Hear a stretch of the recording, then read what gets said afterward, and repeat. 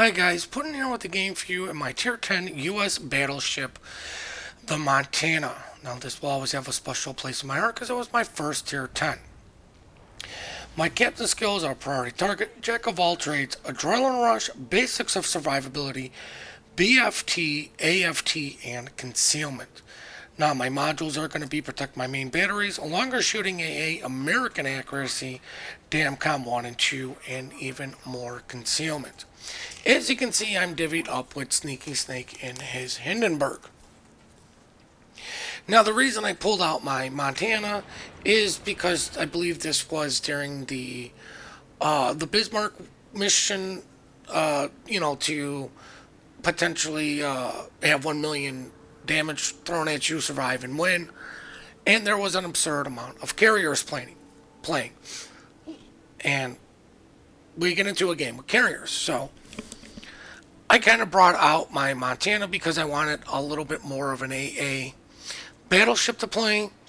Sneaky's actually cursing at himself right now because I believe he has defensive fire and not the hydro that he normally runs. I believe his Hindenburg is kind of set up a little bit still more competitive than for randoms, so I am just laughing my ass off at him that he finally brought defensive fire for me and there is a carrier in game. The other thing is I do believe Sneaky is going to do a recording and commentary on this game from his end, and we're going to try to get these both out on the same week. Like I said, hopefully. But with all of that out of the way, I'm going to go to A to help support Sneaky. The best thing to do is group up for AA. Doesn't matter if it's a tier 8 or tier whatever. Grouping up for AA is the best option all the time when there's a carrier. If you have two groups, one going to each camp is going to make the job harder for the CV to get in strikes and have planes get them off or planes get out to survive. Now the reason I didn't shoot at the Hindenburg first was because I noticed that the gonna hit the island icon came up for my shells. So I didn't know if he was actually going to beach or make the turn away. I let Sneaky know the Hindenburg is reversing. He's now pulling forward. I'm like, if you got shots, you might be able to get some cheeky damage in. And, you know what? He lets me know, okay. Hindenburg's moving forward. Might as well get shots in on him. Notice the enemy Kagero pretty much is going to beach himself, which means he'll probably smoke up if he's semi-intelligent. We see that we have a Z-23 in the area. We're like, we should be fine. It's a Z-23. What's the worst thing that can happen? The guy doesn't pop hydro and get hit by torps. And that looks like exactly what happened. Well, I start thinking, well, the Bismarck has hydro. We know the Kagero is on cooldown for his torps. I'm kind of keeping my guns not looking at anything because I wasn't sure what was going on. Possibly I was typing something in chat and I just said, screw it, not even going to bother. But Sneaky and myself are going to keep focus on these ships that are sailing away from us. Now, I screw up my shot here because I thought the Bismarck would actually speed up, but he doesn't. He actually maintains, I believe, a 3/4 or half speed, which I don't know why. He should be full steaming in kiting position, not slow. His secondaries aren't going to come into play. He's by himself. He needs to get distance. He needs to get unspotted. He just needs to get back to the fleet as fast as possible. You know what? Because, he's not going to have the greatest AA. I see this Montana and I'm just like, all this guy's doing is forward, reverse, in the exact same spot. I've always been a big believer in, yes, there are correct times to bow tank, but just kind of staying in one spot like that, you know what, you could have done so much more. I'm turning my guns to deal with the Kagero, but thank God our Bismarck has been waiting and waiting patiently, and he gets rewarded with the Kagero kill. a good job on that Bismarck for taking care of business. Now, the other thing is, you see Sneaky constantly shooting, shooting, shooting, shooting because Sneaky believes in if he's not shooting, he's not doing his job. You see me do an awful lot of looking around at times, and well, I have like a 30-second reload, so I have plenty of time to admire and look at things and plan what I want to shoot next.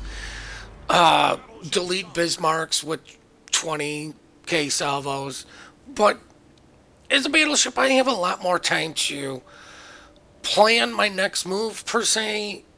While 30 seconds may not seem long, you know what? It's 30 seconds longer than, most ships, around 20. But you know what? You get to take your time a little bit. If you need to turn your guns, you can. I kind of take shots in on the last known position of the Montana, even though he went dark. And then here comes the Cava. Now, Sneaky kind of tells me, ignore him, ignore him, ignore him. You've got the health. Just ignore him. I'm like, I just got a bad feeling this guy's going to turn into an issue. Now, I don't know why both of my guns did not fire. They might have been off by a couple milliseconds, but kind of lucky for me because, he was dark when he went, when I fired the first guns. Second gun is going to be a little bit more accurate, even though it was gun number 1 that was the delay. But it's going to be a little bit more accurate. And you know what? I still got a 10k salvo over the two guns, so not too bad. But I will wait for gun number 1 to reload before I take a shot again. This guy should be able to stay spotted. I'm also opening up my broadside. I'm opening up an awful lot. Now I'm doing this on purpose, not to get my rear guns into play, but to get the Montana to look at me. I have enough time, or at least I believe, to at least turn in to mitigate some of this damage. But I'm trying to get this guy not to shoot at friendlies. I do believe the guy might have been looking at the Bismarck, but by me opening up made him look at me, and I still got a nice 8k salvo. I know the back guns won't be able to shoot on the Montana, but I'm waiting for a full reload because, you know what, I want to take a shot on the Cava, decide against it. I'm gonna get a full salvo off on the reversing Montana. We need to deal with him because this guy can do a lot more damage to me relatively quickly than the Cava can. The Cava's going to do it over time. I get a nice 10k salvo on the Montana. The other reason why I avoided against shooting against the Cava is because our other Montana next to us is actively shooting at him.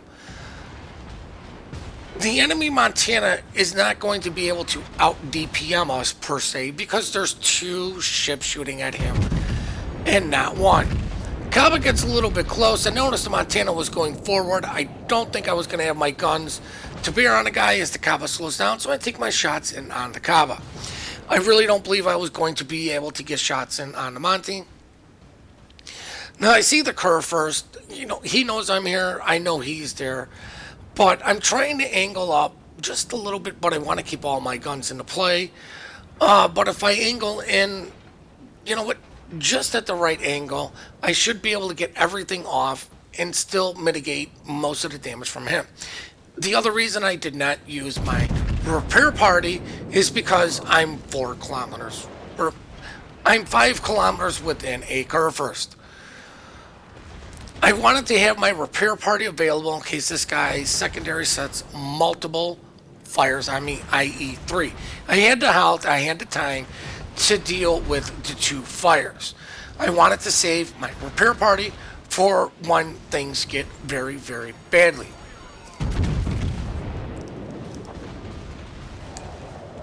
Now this Kerr first is angled up against me. I'm angled up against him, so it's going to be the, whose team can help who out more. Now, I just said while reversing Not a big fan of it, but this is the time when it's needed.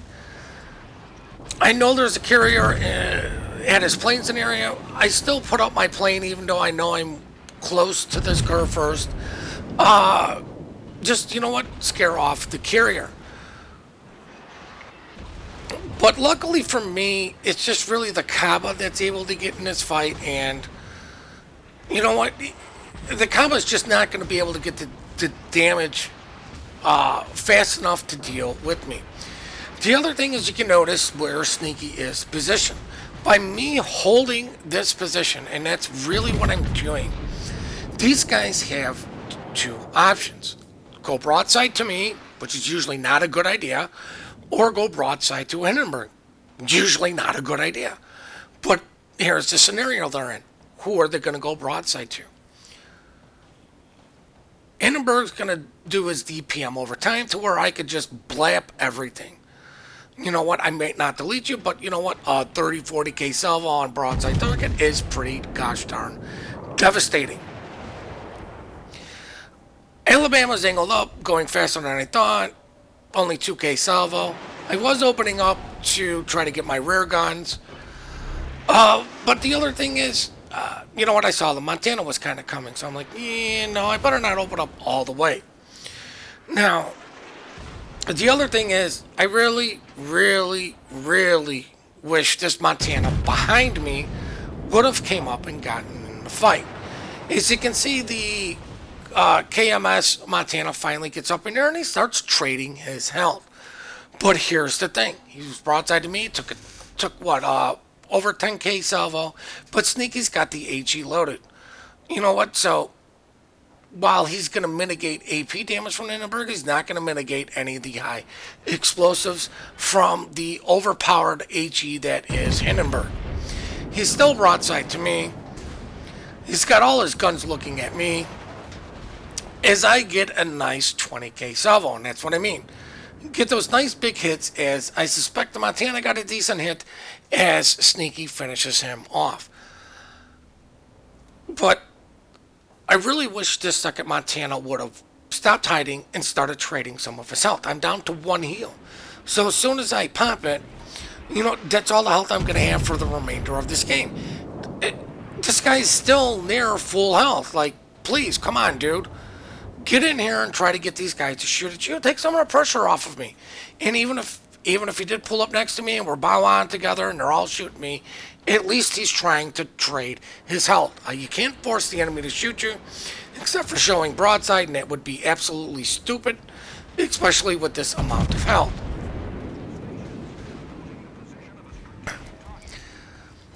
Now, you know what? We can still easily lose this game. While our Monty is still full health, you know, the Alabama is kind of low health. Sneaky's focusing on that. I'm trying to rush forward to stop the curve first from getting this cap while Sneaky is shooting at the Alabama. Now, I'm going to do something really, really I shouldn't be doing, but at the time, I don't know, greed, something. I never, ever should have taken that shot on the carrier. It was a bad decision on my part. I have a now broadside curve first, which means all of his secondaries are in play, all of his main battery is going to be in play, but he's broadside to a Montana. As soon as these things get reloaded, I'm going to take a good whack at him and get a nice 16k salvo. I might not be able to Citadel you, but 16k is 16k at the end of the day. Now I see the Kaba, and I'm like, you know, ignore him, ignore him, ignore him, ignore him. Wait until he does something kind of stupid. I see the curve versus pulling forward, and I start turning my gun to see what he's doing is slowing down because T-Beach. Sorry about the cough, but this was sweet, sweet justice. I'm like, Sink like, why didn't you shoot at the curve first? I'm like, Kaba Beach in front of me. He's 6 kilometers. I'm like, I need to deal with priority targets. This guy is a bigger priority than the curve first at this point. Why? Because he does have torpedoes while they are 6 kilometers and slow as shit. He can still YOLO rush and torp somebody. The less health he has, the less likely he is to deal with that. Number two, I don't know how the hell I Citadel to Kerr first. If somebody explained it to me, I really would appreciate it. I'm suspecting he came in under one of the rear guns, but goodbye. Kerr first. Wasn't expecting that. Because, you know, even Sneaky was like, what the hell just happened to him? I'm like, I Citadel'd him. But now with the Kerr first gone, you know what? My sole attention is on you, Mr. Kaba. As he dodges my shells, but luckily my repair is back. Thank you, Jack of all trades. And you know what? I'm not spotted, and I tell Sneaky I got Dreadnought fireproof in the bag. There's no, I'm not gonna go get respotted. Our other Montana's got, well, he had nearly all of his health prior to the Kaba starting to shoot at him. I'm like, but if I go out there, there's a good chance he could burn me down and swing points, which is what I don't want to do. I'm more valuable alive right now because I am worth points than I am for shooting my guns. I have Sneaky to deal with the Kaba, and I'm not afraid of a carrier. Believe Sneaky's going to get the kill on this Kaba. I'm not going to do anything else. So at this point, we're just going to check out the post-battle results. I hope you guys really did enjoy this replay. I hope you got some insight into my line of thinking when it comes to tanking in a battleship. And I believe battleships should be the tanks of the team because you do have the largest health pool out there. While you can hit everything extremely hard, you also have the largest health pool, and you need to trade that health at the right time. We do appreciate all the support you guys do give us. We do love the replays you guys send in. The email for that is in the description down below. Please remember to compliment good teamwork, good team play. We are quick to report, slow to compliment. And on that note, guys, please hit the like and subscribe button and have a great day.